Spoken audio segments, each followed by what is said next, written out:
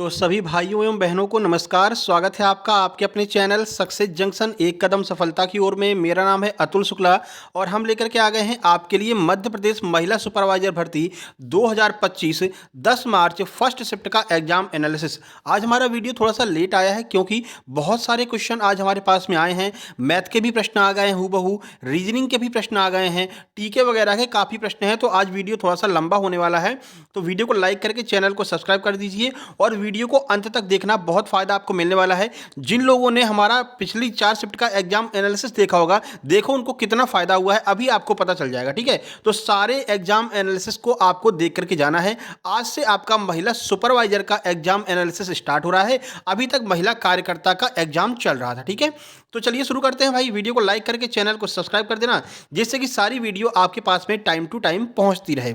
देखिए, सबसे पहले आपको बता दें जिन लोगों ने हमारे पास में क्वेश्चन भेजा है, और आज की टॉपर दीदी कौन है, 179 नंबर लेकर के आई हैं अंकिता राजपूत, शायद इनका नाम है। देखो इनका नाम थोड़ा यहाँ पर कट गया है, अंकिता राजपूत इनका नाम है।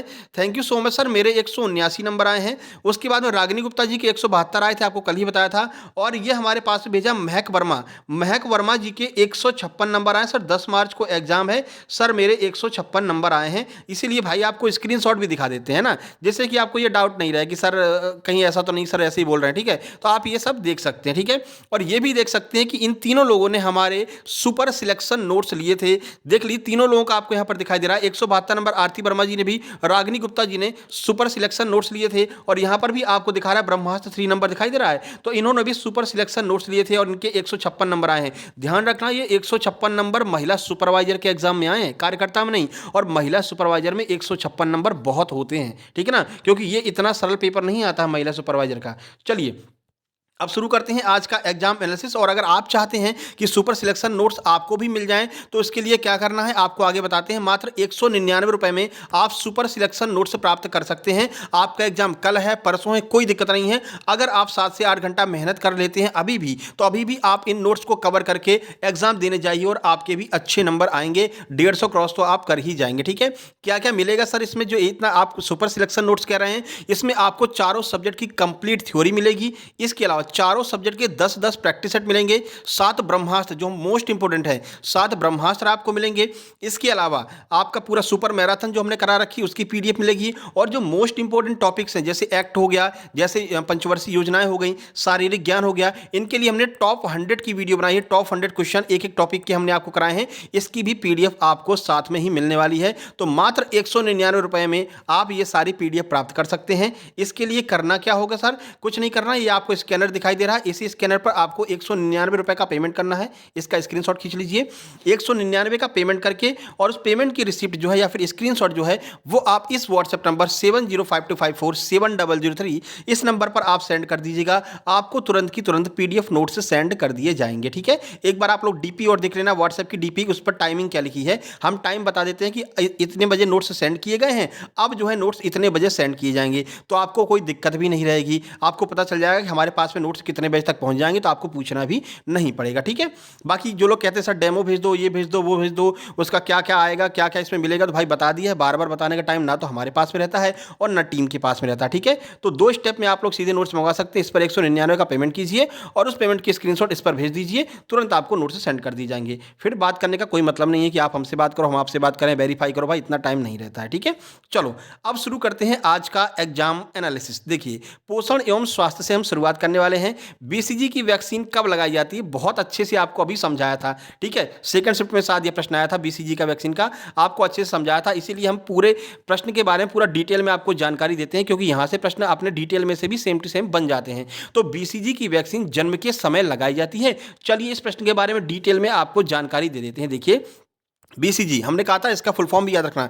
बीसीजी का फुल फॉर्म होता है बैसिलस कैलेमेट गुएरिन। हाँ, कल शाम को ही तो कराया था ये प्रश्न, ठीक है ना, कल की परसों सुबह कराया था। ठीक है, इसका टीका नवजात शिशुओं को जन्म लेने के बाद जितना जल्दी हो सके उतना जल्दी लगा दिया जाना चाहिए। वैसे 24 घंटे इसकी मियाद होती है, 24 घंटे के अंदर ये टीका लगा दिया जाना चाहिए। यह टीका मुख्य रूप से तपेदिक, जिसे हम टीबी कहते हैं, इसकी रोकथाम के लिए दिया जाता है। अब बीसीजी पूछा है तो इसकी खास बातें देख लीजिए। यहां से प्रश्न ऑप्शन में आ सकते हैं, जो सही गलत वाले होते हैं कि पहला दूसरा सही है, दूसरा तीसरा सही है।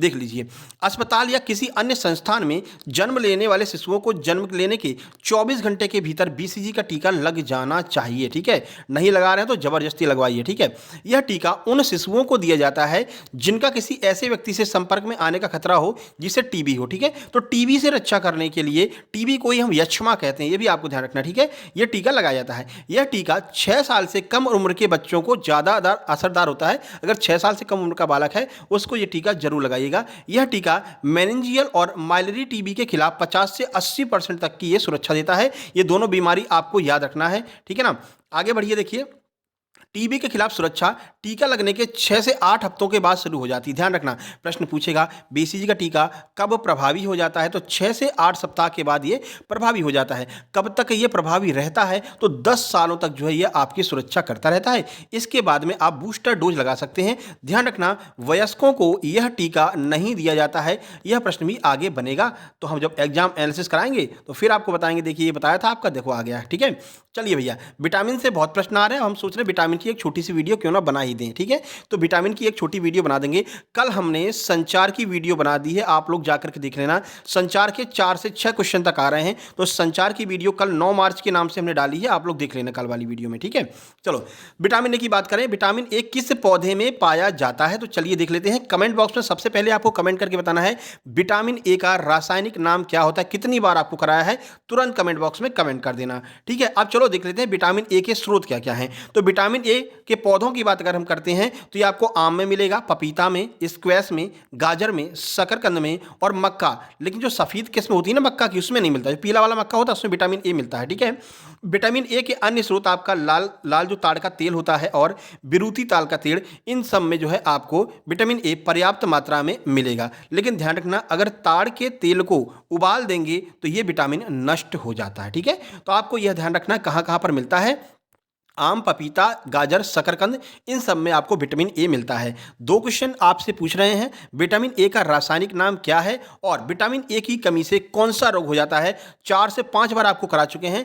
पहले दिन पहली शिफ्ट में यह प्रश्न पूछा गया था, तभी आपको डिटेल में कराया था। जिन लोगों ने एग्जाम एनालिसिस देखा होगा वो लोग तुरंत कमेंट बॉक्स में कमेंट कर देंगे। अपनी स्पीड थोड़ा सा तेज रखें क्योंकि प्रश्न बहुत सारे हैं और सबको डिटेल में बताना है।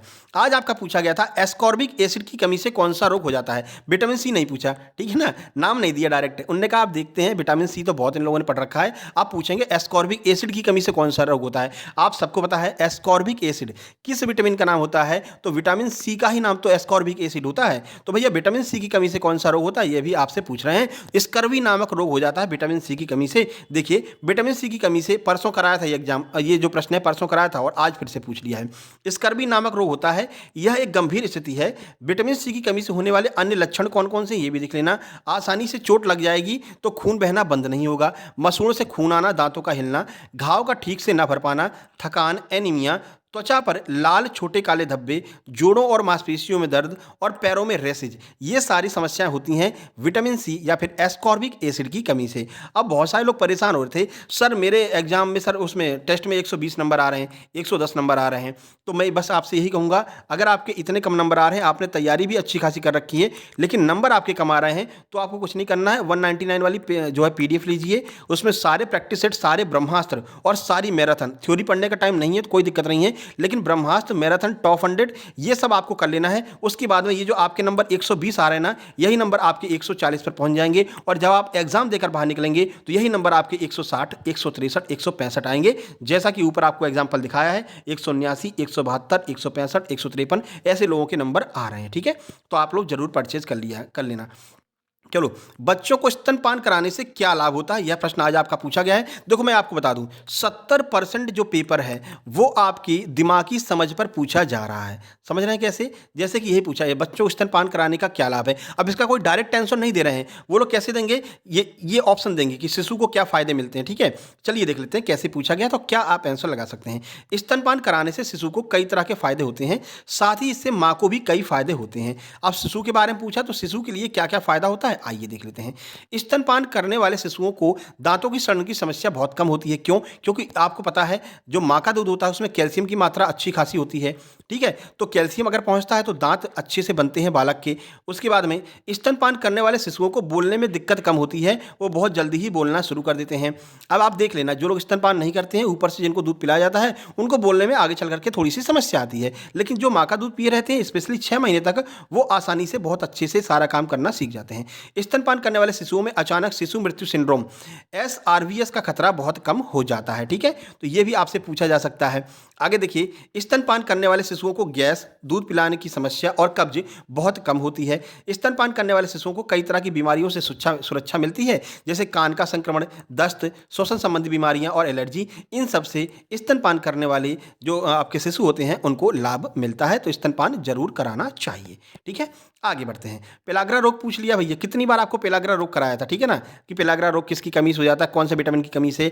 और जो हमने विटामिन वाली पीडीएफ आपको दी है, अलग से पीडीएफ नहीं दी है, लेकिन पोषण वाली जो पीडीएफ है ना, उसमें विटामिन को हमने डिटेल में पहले कराया है, पूरा डिटेल करा दिया। उसके बाद नीचे चार्ट बना करके आपको दे दिया है। ठीक है, तो जब आप एग्जाम देने जा रहे हो तो ये चार्ट रिवाइज करके जाइए, और अगर आपके पास में टाइम है तो आप ये पूरा डिटेल पढ़ करके जाइए। इसलिए जिन लोगों ने पीडीएफ ली है, उनको बहुत अच्छे नंबर आ रहे हैं। ठीक है, चलो, पेलाग्रा रोग विटामिन B3 की कमी से हो जाता है। विटामिन B3 को ही हम नियासिन कहते हैं। अब चलिए कुछ जानकारी आपको दे देते हैं। तो पेलाग्रा रोग विटामिन B3 नियासिन की कमी से होता है। यह एक प्रणालीगत बीमारी, यानी कि ये एक स्तर से शुरू होती है। पहले लो लेवल से शुरू होगी, फिर बढ़ेगी, फिर बढ़ेगी, फिर बढ़ेगी, और बहुत बड़ा रूप ले लेती है, और कभी कभी पेलाग्रा की वजह से मृत्यु तक भी हो सकती है। ठीक है, जो पूरे शरीर को प्रभावित करती है। अब पेलाग्रा होने की वजहें क्या होती हैं, ये भी देख लीजिए। देखो, हमारा काम है, अगर क्वेश्चन आपके एग्जाम में आया है तो पूरा डिटेल में तोड़ करके बताएं। जैसे कि मान लीजिए आगे की शिफ्ट में तोड़ मरोड़ करके यहाँ से क्वेश्चन बनता है, तो आप उसे भी सॉल्व करके आएँ, और मुस्कुराते हुए, इस तरह से मुस्कुराते हुए एग्जाम सेंटर से बाहर निकले। ठीक है, चलिए, तो आहार में नियासिन या ट्रिप्टोफैन की कमी अगर हो जाए तो ये समस्या हो जाती है। शरीर में इन पोषक तत्वों को अवशोषित करने की असमर्थता अगर आ जाए तो हो सकती है। गरीबी और सीमित भोजन, जिन लोगों को पर्याप्त आहार नहीं मिल पाता है, पर्याप्त पोषण आहार नहीं मिल पाता है, तो ये समस्या हो जाती है। खाद्य असुरक्षा, कुछ भी चीज आप खा ले रहे हैं, ठीक है ना, तो समस्या होगी। शराब की लत अगर लगी हुई है, या फिर कुपोषण है, तो यह जो है पेलाग्रा नामक बीमारी हो सकती है। आगे बढ़िए, एमआर वैक्सीन पहले दिन ही कराया था, एमआर वैक्सीन फिर से पूछेंगे, और ये हर शिफ्ट में पूछा जाएगा, चाहे कैसे भी तोड़ मरोड़ कर पूछे, लेकिन पूछेंगे जरूर। तो चलिए देख लेते हैं, एमआर वैक्सीन किस रोग से बचाव के लिए दी जाती है। तो खसरा नामक रोग से बचाव के लिए एमआर वैक्सीन दी जाती है। और कौन से रोग के बचाव के लिए, तो रुबेला से बचाव के लिए भी दी जाती है। आज ये प्रश्न 2 बार आया था कि एमआर वैक्सीन किस रोग के बचाव के लिए दी जाती है। ऑप्शन में खसरा दिया था, खसरा आंसर हो गया। रुबेला से बचाव के लिए कौन सी वैक्सीन दी जाती है, ऑप्शन में एमआर वैक्सीन दिया था, तो एमआर वैक्सीन हो गया। ठीक है, तो ध्यान रखना, ये तोड़ मरोड़ का प्रश्न पूछा जा सकता है। एमआर वैक्सीन खसरा और रुबेला नामक वायरल संक्रमणों से बचा देती है। यह एक संयोजन वैक्सीन है, यानी कि 2 से 3 वैक्सीन को मिला करके इसको जो है तैयार किया जाता है, और फिर इंजेक्शन के माध्यम से इस वैक्सीन को दिया जाता है। चलिए आगे बढ़ते हैं।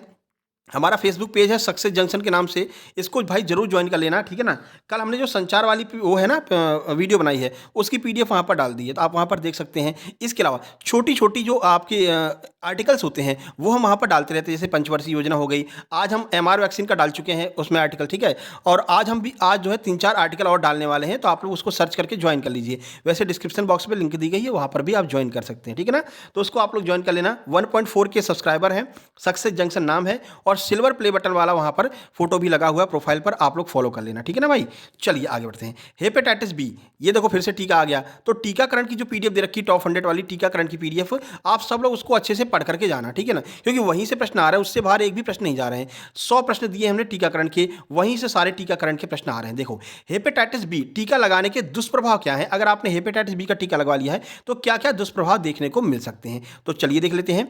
तो हेपेटाइटिस बी वैक्सीन के दुष्प्रभाव आमतौर पर हल्के होते हैं, यानी ज़्यादा भारी नहीं, मतलब ज़्यादा परेशानी वाले नहीं होते हैं। ज़्यादातर लोगों को इसका कोई साइड इफेक्ट नहीं होता है। हेपेटाइटिस बी वैक्सीन के संभावित दुष्परिणाम क्या हो सकते हैं, ये भी देख लीजिए।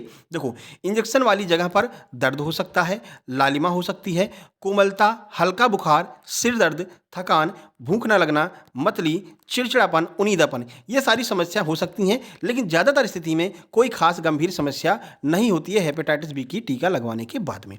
चलिए आगे बढ़ते हैं। अगला प्रश्न है, जिंक की कमी को दूर करने के लिए क्या किया जाता है। यानी जिंक की कमी अगर दूर करना है शरीर में, तो आपको क्या करना चाहिए। मोस्ट इंपोर्टेंट प्रश्न है, ये फिर से रिपीट होगा। देखो, तो शरीर में जिंक की कमी को दूर करने के लिए आप जिंक से भरपूर आहार ले सकते हैं। अब ये आप दिमागी समझ पर है कि नहीं है। अगर जिंक की कमी है तो जिंक से भरपूर भोजन लीजिए, सीधी सी बात है। ऐसे ही प्रश्न आपके एग्जाम में आ रहे हैं। ठीक है, इसके अलावा जिंक सप्लीमेंट भी ले सकते हैं। अब देखो जिंक से भरपूर पदार्थ क्या क्या होते हैं ये भी देख लीजिए, क्योंकि पूछा जाएगा आपसे ऑप्शन में। मांस, खासकर जो लाल मांस होता है उसमें जिंक पाया जाता है। शंख, डेयरी उत्पाद, पकी हुई फलियां जैसे दाल और बीन्स, इसके अलावा कुछ मेवे जैसे बादाम, अखरोट, पिस्ता, ब्राजीलियन नट्स और काजू, ये सारी चीज़ें आप ले सकते हैं, जिससे कि आपको इससे बचाव हो जाएगा और जिंक पर्याप्त मात्रा में आपकी बॉडी में जा सकेगा। आगे बढ़ते हैं, अगला प्रश्न। सब्जियों में देख लो भाई, आलू हो गया, शकरकंद, राजमा, मशरूम, एवोकेडो, मछलियाँ, ओयस्टर, मैकरेल, अंडे, कद्दू के बीज, ये सारी चीज़ें आप खा सकते हैं। चलो, जिंक की कमी के लक्षण क्या होते हैं? तो भूख कम लगेगा, स्वाद और गंध की भावना में बदलाव महसूस होगा। तो हम समझ जाएंगे भैया जिंक की कमी जो है हमारी बॉडी में हो रही है। आगे बढ़िए, कैल्शियम की आवश्यकता कौन सी तिमाही में सर्वाधिक होती है? बहुत अच्छे से आपको हमने समझाया था अवस्था वाली। देखो मैराथन बनी हुई है, चैनल के अंदर जाएंगे, एमपी महिला परीक्षक फ्री क्लास के नाम से पूरी प्लेलिस्ट बनी है, सारी वीडियो देख करके जाइए, वहाँ से भी बहुत से लोगों का काम हुआ है भैया, ठीक है। जिन लोगों के 140 148 नंबर तो केवल वीडियो देख करके आ गए हैं, और जिनने PDF लिया है उनकी 180 तक पहुँच गए हैं। देखो, तो तीसरी तिमाही में कैल्शियम की सर्वाधिक आवश्यकता होती है। सर ऐसा क्यों होता है? तीसरी तिमाही में जो गर्भ में शिशु पल रहा है, जो गर्भ में शिशु पल रहा है, उसकी हड्डियों का निर्माण होता रहता है, ठीक है। और हड्डियों के निर्माण के लिए, दांतों के निर्माण के लिए, बालों के निर्माण के लिए आपको क्या, कैल्शियम की आवश्यकता पड़ती है। नाखून का निर्माण भी कैल्शियम की वजह से होता है। तो तीसरी तिमाही में कैल्शियम की सबसे ज़्यादा आवश्यकता होती है। बताइए, हमने आपको जब पढ़ाया था तब हमने बताया था यहाँ पर एक ऐसी ग्रंथि होती है जो इस शिशु के खान पान, सांस, सब कुछ और गंदगी वंदगी जो भी निकलती है उसको कंट्रोल करती है। बताइए उसका नाम क्या होता है? बहुत बार आपको बताया था, जिन लोगों ने रेगुलर क्लास ली होगी उनको पता होगा। बताइए क्या है उसका नाम, ठीक है, कमेंट बॉक्स में कमेंट कीजिएगा। अब चलो आगे बढ़ते हैं सामान्य ज्ञान की ओर। आज भैया आपकी श्रेष्ठ योजना पूछी गई, ठीक है। कि श्रेष्ठ योजना की शुरुआत कब की गई थी? ऑप्शन में दिया था 2022-23, 24-25, ठीक है, और इसके बाद में 18-19 और 2021-22। तो सही आंसर है, श्रेष्ठ योजना 2021-22 में शुरू की गई थी। लेकिन देख लेते हैं ये शुरू क्यों की गई थी, क्योंकि यहाँ से आगे प्रश्न बन सकता है। देखो, तो इसे केंद्र सरकार के द्वारा 6 दिसंबर 2021 को प्रारंभ किया गया था। इसका संचालन सामाजिक न्याय और अधिकारिता मंत्रालय, जिसे हम MOSJE कहते हैं, करता है। इस योजना के माध्यम से अनुसूचित जाति के मेधावी छात्रों को गुणवत्तापूर्ण आवासीय शिक्षा उपलब्ध कराई जाती है। तो ध्यान रखना 2021-22 में, क्योंकि जो चीज़ दिसंबर में चालू होती है हम उसको 2021-22 में काउंट करते हैं, ठीक है। तो दिसंबर में यह योजना शुरू की गई थी। आगे बढ़िए, अगला प्रश्न, बेटी बचाओ बेटी पढ़ाओ। हाँ भैया, ये देखो हमने आपको समझाया था, बेटी बचाओ बेटी पढ़ाओ, लेकिन बेटी को स्कूटी चलाना भी सिखाओ, ठीक है ना।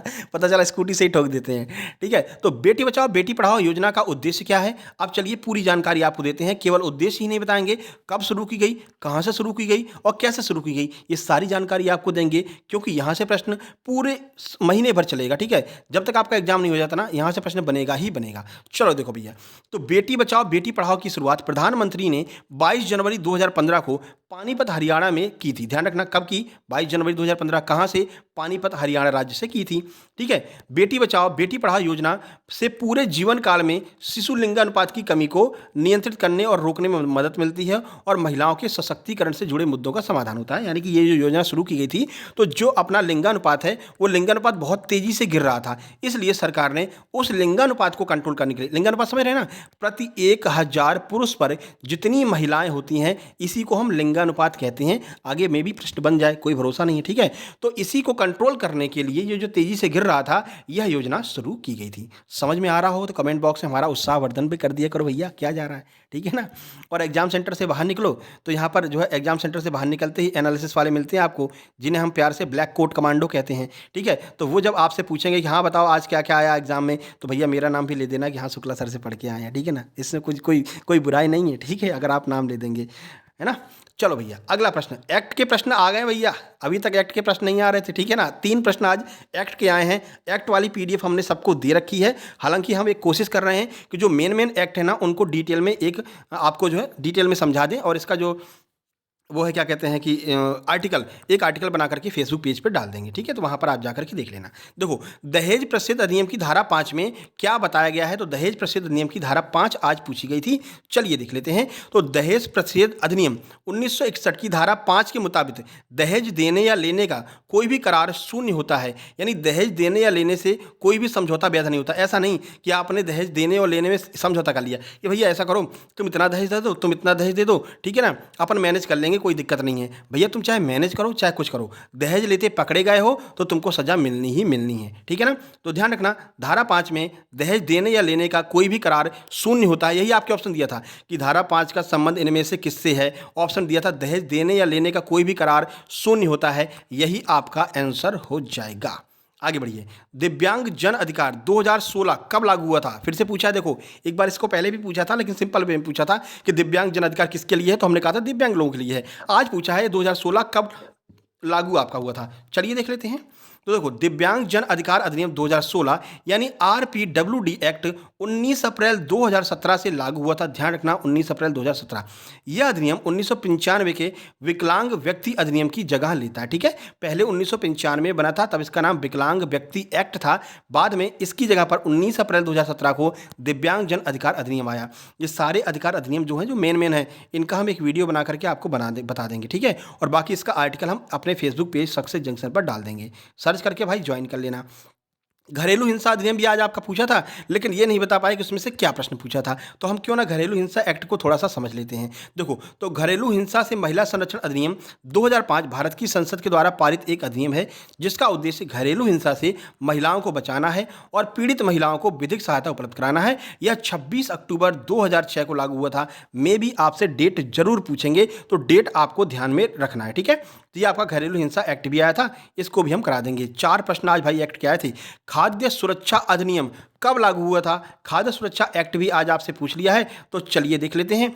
खाद्य सुरक्षा एक्ट, जिसे हम NFSA कहते हैं, 2013 को 12 सितंबर 2013 को कानून में हस्ताक्षरित किया गया था। यह 5 जुलाई 2013 से लागू हुआ था। हालांकि आपको ऑप्शन में 2013, 2014, 2017 ऐसे मिलेगा, आपको 2013 लगाना है। ध्यान रखना, 5 जुलाई 2013 से यह लागू हो गया था। इसे खाद्य अधिकार अधिनियम के नाम से भी जाना जाता है।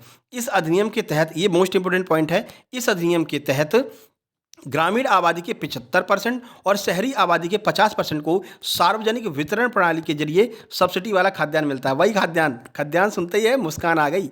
कुछ भी हो जाए भैया, राशन लेने जरूर जाएंगे, चाहे हम खाएं नहीं खाएं, राशन लेने जरूर जाएंगे, राशन नहीं छोड़ेंगे भैया। राशन कार्ड लेकर के, और जब भी टाइम होता है 8 तारीख को पहुंच जाते हैं राशन लेने के लिए, ठीक है। तो राशन हर कोई लेता है, यही आपका खाद्य सुरक्षा अधिनियम है, ठीक है। इस तरह करीब 2/3 आबादी को अत्यधिक सब्सिडी वाला राशन जो है मिलता है। अभी तो फ्री चल रहा है, मजे ले रहा हो फ्री के पूरे, ठीक है ना।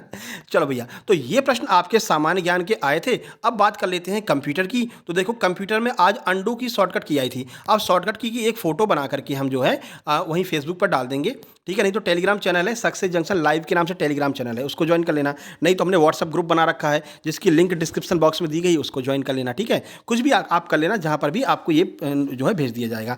तो अंडो करने की जो कीबोर्ड शॉर्टकट की है, वो Ctrl+Z होता है। कंट्रोल के साथ में Z दबाएंगे तो अंडू हो जाता है, ठीक है। अब undo, redo, cut, copy, paste, इसकी हम एक PDF बना देंगे, आपको दे देंगे। इसका इस्तेमाल कई कंप्यूटर प्रोग्रामों में किया जाता है। और आपका पूछा था ब्राउजर और सर्च इंजन, दोनों आपको बड़े प्यार से बहुत अच्छे से समझाया था। ब्राउजर और सर्च इंजन क्या होता है? ब्राउजर जैसे आपका ओपेरा मिनी हो गया, ठीक है, और एक गूगल क्रोम हो गया, तो ये सारे क्या होते हैं? ब्राउजर होते हैं, ठीक है। अब इसके अंदर अगर आप जाएंगे, इसके अंदर आप खोलेंगे गूगल, तो गूगल जो होता है यह सर्च इंजन होता है। किसी चीज़ को ढूंढने के लिए हम सर्च इंजन का प्रयोग करते हैं, और वो सर्च इंजन जिसके अंदर होता है उसे हम ब्राउजर कहते हैं। आ गई समझ में? ध्यान रखना, आगे प्रश्न यहाँ से बनेगा, ठीक है। MS वर्ड को कैसे ओपन किया जाता है? MS एक्सेल में शॉर्टकट कीज क्या होती हैं, यहाँ से प्रश्न बन रहे हैं, यानी कि आपके सिलेबस से आ रहा है। और हमने टॉप 300 की जो है PDF दी है कंप्यूटर की, साथ में दी है top 100, top 200, MS Excel, MS PowerPoint, internet browser, इन सब की अलग से PDF दी है। तो वहां पर भी ये सारी चीजें आपको मिल जाएंगी। 199 वाले में सब कुछ आपको मिल जाएगा, ठीक है। चलो भैया आगे बढ़ते हैं। अब यहाँ से मैथ के कुछ प्रश्न देख लेते हैं। देखो कितना सिंपल पूछा है। हम कह रहे हैं ना मैथ इतना कठिन नहीं आ रहा भाई, परेशान बिल्कुल मत हो। 500 एकड़ भूमि के 22% भाग पर गेहूं बोया गया है। बताइए कितनी एकड़ भूमि पर गेहूं बोया गया है? कुछ पूछा क्या? इन्होंने क्या कहा कि 500 एकड़ भूमि है, 22% पर बोया है, तो 500 गुणा 22% हटाने के लिए 100 का भाग देते हैं, 0 से 0 काट दो, 22 पंचे 110 होता है भैया, 110 एकड़ सही आंसर आ जाएगा। इतना सिंपल प्रश्न दिया है, फिर भी आप परेशान हो रहे हैं। हमने तो आपको बहुत अच्छे लेवल तक के प्रश्न कराए हैं, ठीक है। चलिए T20 सीरीज कराइए ना, मैथ रीजनिंग की T20 सीरीज, ठीक है, उसी में मिल जाएगा, आप जाकर देख लेना। इसकी PDF नहीं मिलती है, ठीक है ना। मैथ की PDF देकर के क्या करेंगे, इसकी कोई PDF मिलती नहीं है, क्योंकि यही प्रश्न थोड़ी आ जाएगा। दूसरी बात, PDF में हमने क्वेश्चन को सॉल्व नहीं किया तो फालतू आप परेशान हो गए, वीडियो आप देख सकते हैं। चलो अगला प्रश्न था 92,500 रुपये पर एक वर्ष में 4.8% की वार्षिक ब्याज की दर से कितना ब्याज प्राप्त होगा। सिंपल सा है, पी आर टी अपॉन 100 वाला, एस आई बराबर पी आर टी अपॉन 100। थोड़ा सा सॉल्व करा देते हैं, घर पर आप सॉल्व कर लेना। क्या होगा 92,500, ठीक है, गुणा एक वर्ष गुणा 4.8 डिवाइड बाई 100। एक दशमलव है, एक दशमलव हटाएंगे, जीरो बढ़ाएंगे, दो जीरो से दो जीरो कैंसिल, बस अब आप 48 और काट दो, लो 24 हो गया, लो 5 हो गया, इसको काट दो। इस तरह से आप जो है सॉल्व कर लेना, बहुत सिंपल क्वेश्चन है, आपका आंसर आ जाएगा। ठीक है, आगे बढ़ो। एलसीएम एचसीएफ का एक प्रश्न आया था। एक प्रश्न ये पूछा गया था 5 वर्ष में एक पेड़ की ऊंचाई 1 सेंटीमीटर से बढ़कर के 5 सेंटीमीटर हो जाती है तो प्रतिवर्ष कितनी वृद्धि हो रही है। भैया आराम से आप बता सकते हो कि प्रतिवर्ष यह कितनी वृद्धि कर रहा है। ठीक है, जो भी सॉल्व करे आंसर निकले कमेंट बॉक्स में कमेंट करना। एक प्रश्न आपका एवरेज से पूछा था। चलो आगे बढ़ते हैं। रीजनिंग का भैया, रीजनिंग का एक प्रश्न भेजा है एक दीदी ने, 3, 8, 15, 24, 48। अब यहाँ पर क्वेश्चन मार्क है, बीच में क्या आएगा। अब आप तुरंत देख सकते हैं 3 और 8 के बीच में कितने का गैप है सर, 5 का गैप है। 8 और 15 के बीच में कितने गैप है सर, 7 का गैप है। 15 और 24 के बीच में कितने गैप है सर, 9 का गैप है। तो क्या चल रही है, 5, 7, 9, 2 और जोड़ दो 11, 2 और जोड़ दो 13।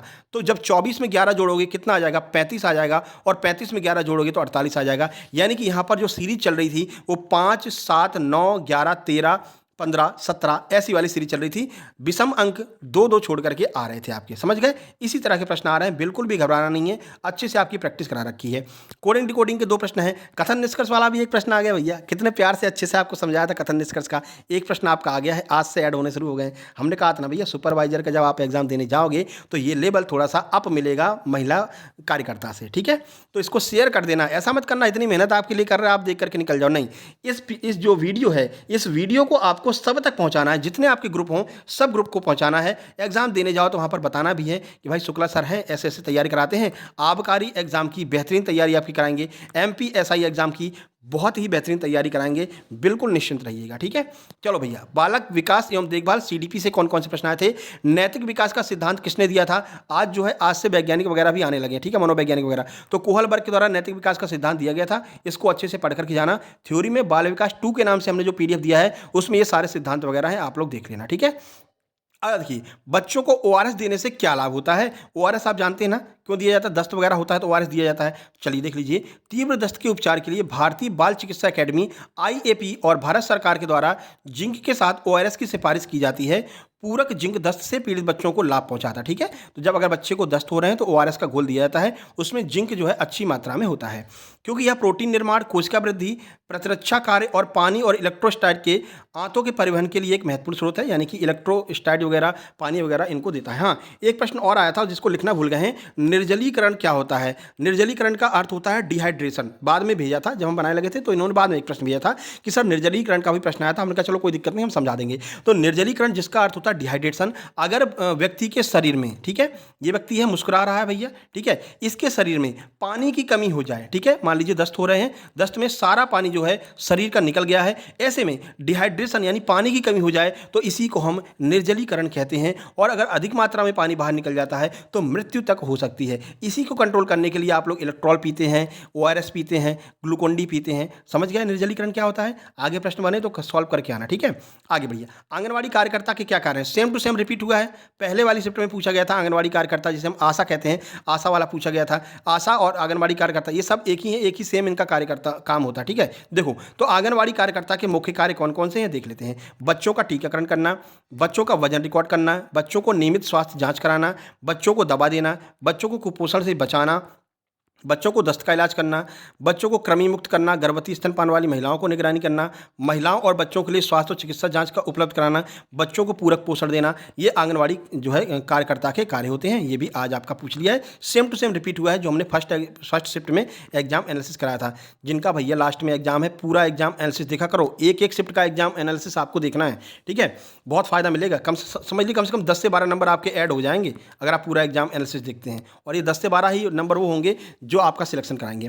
पुरुष में वृषण के क्या कार्य होते हैं। वृषण यानी टेस्टिस जो होता है, टेस्टिस के क्या कार्य होते हैं आपको पता है। टेस्टिस से ही टेस्टोस्टेरोन नामक जो हार्मोन निकलता है, जिसे हम क्या कहते हैं, पुरुष हार्मोन के नाम से जानते हैं। हार्मोन और ग्रंथि वाली जो पीडीएफ है वो भी हमने आपको दी है, डॉक्यूमेंट के नाम से वो पीडीएफ गई है, ध्यान रखना, नहीं तो ढूंढ रहे हो मिल ही नहीं रही, वो डॉक्यूमेंट के नाम से पीडीएफ गई है, ठीक है। और जिसको पीडीएफ भेजी जा रही सब लोग पीडीएफ डाउनलोड कर लेंगे। चलो तो देख लेते हैं। पुरुषों में वृषण के 2 मुख्य कार्य होते हैं, शुक्राणुओं का निर्माण करना, ठीक है। सो शुक्राणुओं का निर्माण कहाँ पर होता है? वृषण यानी टेस्टिस में होता है। टेस्टोस्टेरोन नामक हार्मोन्स का उत्पादन करना, ये 2 कार्य जो हैं टेस्टिस के होते हैं। देखो, वृषण पुरुषों के प्रजनन तंत्र का हिस्सा होता है, इन्हें हम अंडकोश भी कहते हैं। हो सकता है आपसे आगे प्रश्न ये भी बन सकता है। आगे बढ़े भैया। श्रवण बाधित बालक को आग लगने का संकेत कैसे दे सकते हैं? तो ये आपकी दिमागी समझ की प्रश्न है कि मान लीजिए कोई बालक है, वो यहाँ पर फंस गया है, उसको सुनाई नहीं पड़ रहा है, ठीक है, और उसके पीछे आग लग गई है। अब वो सुन तो नहीं पा रहा है, तो आप कैसे बताएंगे कि तुम्हारे पीछे आग लगी है? तो आप हाथों का इशारा करेंगे, बल्ब टाइप का ऐसे दिखाते हैं, तो उससे उसको पता चल जाता है कि हाँ आग लग गई है। ये प्रश्न आपका बना था, ठीक है। अब आप बात करते हैं प्रबंधकीय कौशल यानी मैनेजरियल स्किल में चलते हैं। पैराग्राफ 8 प्रश्न पैराग्राफ से आए थे और बच्चों के ऊपर ही पैराग्राफ आपका पूछा गया था। सिंपल लेवल का पैराग्राफ था, बच्चे क्या एक्टिविटी करते हैं, कैसे क्या करते हैं, ये प्रश्न आपका पूछा गया था। आगे बढ़िए। आकस्मिकता का सिद्धांत पूछा गया था, ये भी आपको करा रखा है, पीडीएफ में मिल जाएगा आपको। उसके बाद में 12वीं पंचवर्षीय योजना का मुख्य उद्देश्य क्या था? 12वीं पंचवर्षीय योजना का मुख्य उद्देश्य बाद में बताएंगे, पहले कमेंट बॉक्स में आप कमेंट करेंगे 12वीं पंचवर्षीय योजना कब से लेकर के कब तक चली थी, ठीक है।